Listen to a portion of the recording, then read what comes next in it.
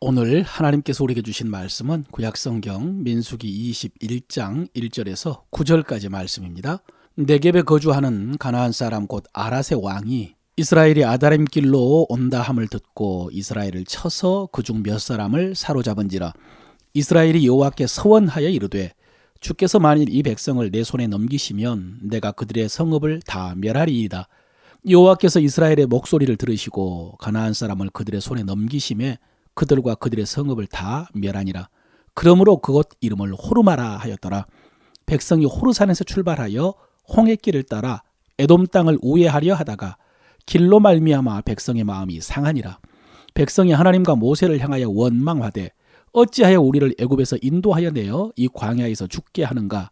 이곳에는 먹을 것도 없고 물도 없도다. 우리 마음이 이 하찮은 음식을 싫어하노라 하매 여호와께서 불뱀들을 백성 중에 보내어 백성을 물게 하심으로 이스라엘 백성 중에 죽은 자가 많은지라.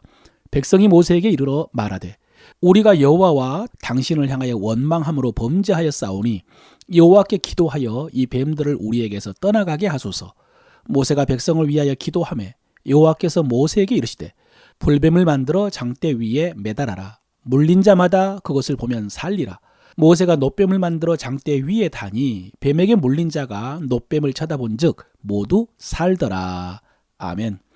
오늘도 말씀하시는 성령님의 음성을 들으시고 순종함으로 하나님의 뜻을 이루는 여러분 되시기를 바랍니다.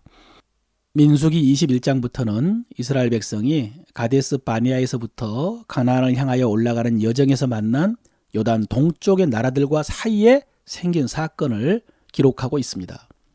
사실 가데스 바네아에서 그냥 북쪽으로 올라가면은 네게브 광야를 통해서 곧바로 가나안에 갈 수 있었습니다. 그런데 하나님께서는 이번에는 요단 동편, 그러니까 오늘날을 요르단 방향으로 해가지고 가나안에 들어가도록 하셨습니다. 오늘 앞부분에는 그 초반에 이스라엘이 아랏과의 전쟁에서 이긴 이야기가 나옵니다. 여러분, 이 아랏은 40년 전에 한번 싸웠다가 패했던 나라입니다. 40년 전.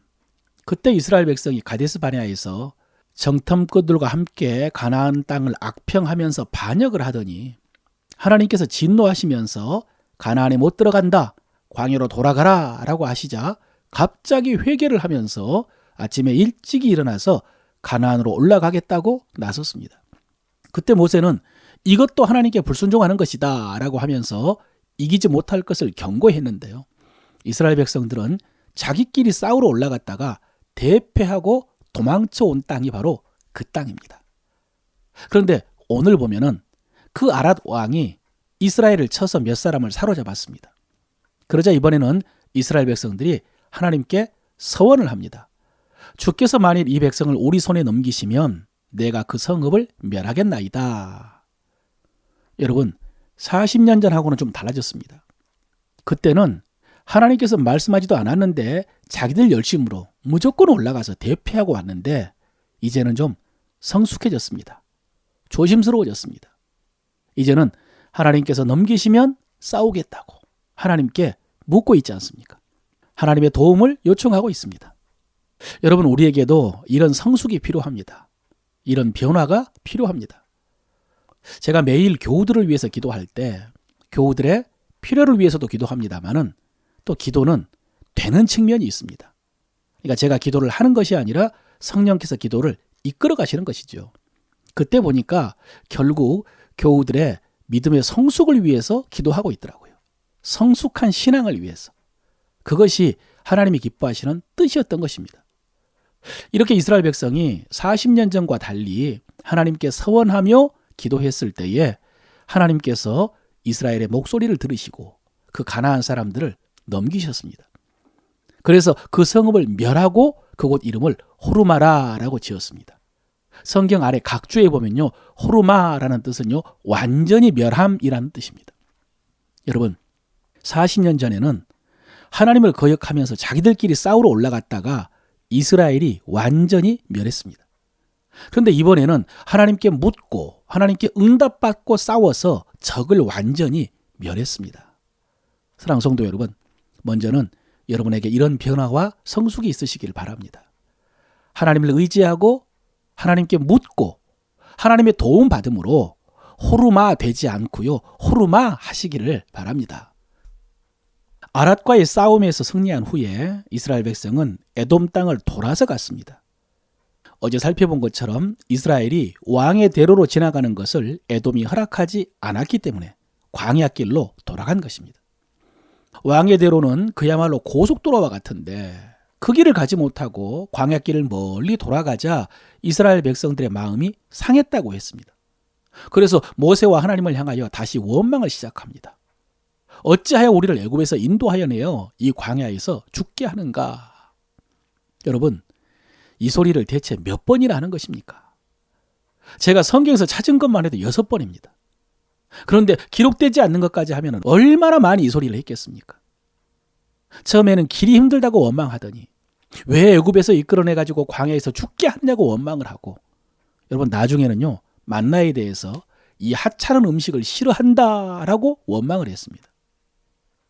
여러분, 우리가 살다 보면 어려운 일을 만날 수 있고 그 어려움 때문에 마음이 상할 수 있습니다.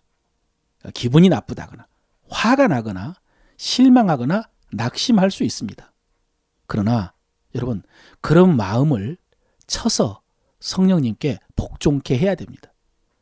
한순간에 사람이나 환경의 영향을 받거나 육체의 소욕의 마음을 빼앗길 수 있지만 곧바로 하나님의 다스림을 받도록 명령해가지고 복종케 해야 됩니다. 이것이 내 마음에 하나님의 나라를 세우는 것입니다. 내 마음이 하나님의 나라가 되는 것입니다. 사랑하는 성도 여러분, 우리가 어제 반석을 향하여 물을 내게 하라 라는 말씀을 들었는데요. 우리가 이렇게 외적인 환경에 대해서도 영적인 권세를 가지고 명령할 수 있지만 그보다 먼저 내 마음에 명령을 해서 내 마음이 성령께 복종하도록 하시기를 바랍니다. 마지막으로 이 원망으로 인해서 하나님께서 불뱀을 보내가지고 물게 하심으로 이스라엘 백성 중에 죽은 자가 많았다고 했습니다. 그러자 백성들이 모세에게 와서 이렇게 사정을 합니다. 우리가 여호와와 당신을 향하여 원망함으로 범죄하였사오니 여호와께 기도하여 이 뱀들을 우리에게서 떠나게 하소서. 여러분, 이 말씀도 참 특별합니다. 지금까지 이스라엘 백성들은 모세를 찾아와서 원망만 했습니다. 모세를 찾아오면 대적하고 돌로 치려고 했습니다. 모세가 백성들을 위해서 기도했지만 그것은 모세의 마음이었습니다. 모세가 하나님의 영광을 위해서 또 백성을 위해서 하나님께 기도했었습니다. 그런데 이번에는 이스라엘 백성들이 모세를 찾아와서 우리를 위해 기도해달라고 부탁을 했습니다. 여러분, 이것도 이스라엘 백성들의 변화라고 할 수 있죠. 성숙이라고 할 수 있습니다. 목사의 욕심으로는 성도님들이 스스로 하나님께 나아가서 기도하기를 바라지만은 이렇게 기도해달라라고 부탁하는 것만 해도 여러분, 이게 믿음이고요, 성숙입니다. 여러분 곁에 기도해달라고 부탁할 만한 대상이 있으십니까? 나아가 여러분, 이 말씀을 듣고 있는 여러분이 바로 그런 사람이 되시길 바랍니다. 무슨 말이냐? 누군가 여러분에게 나를 위해 기도해달라라고 부탁할 수 있는 그런 사람이 되기를 바란다는 말씀입니다. 그렇게 기도해달라라고 부탁하는 사람이 만약에 없다면요, 여러분이 주변 사람에게 내가 당신을 위해서 기도해 주겠다고 이야기하십시오. 이것이 우리의 사명이고 이것이 하나님이 기뻐하시는 뜻입니다. 백성의 요청에 따라서 모세가 하나님께 기도했을 때 하나님께서는 노뱀을 만들어서 장대에 매달라고 하셨습니다. 그리고 불뱀에 물린 자가 그 장대에 달린 노뱀을 보면은 살 것이다 라고 약속하셨습니다. 여러분, 요한복음 3장에 보면요, 예수님께서 니고데모에게 이 말씀이 우리 주님의 십자가 구원의 예표라고 말씀하셨습니다.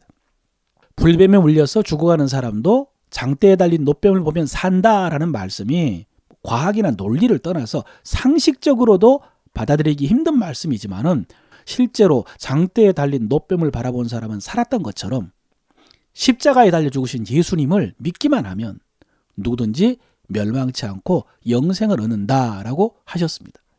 여러분, 이것이 복음인데요.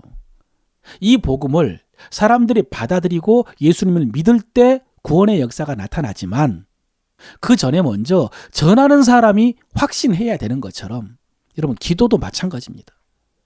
다른 사람이 우리에게 기도해달라라고 부탁하는 것도 좋지만 사실은 우리가 다른 사람에게 기도해 주겠다라고 하라고 했죠. 그리고 여러분 이를 위해서 우리에게 먼저 기도에 대한 확신이 있어야 됩니다. 괜히 기도해 준다고 했다가 아무런 역사도 일어나지 않으면 어떡하나, 여러분 이런 걱정을 해서는 안 됩니다. 응답과 결과는 하나님께 맡기고 기도하는 사명을 감당하시기를 바랍니다. 그러면요, 하나님께서 그 사람의 마음을 감동하시고 또 하나님께서 역사하셔서 결국 그 사람들을 십자가 복음으로 인도하시고 구원의 역사를 이루게 될 줄로 믿습니다.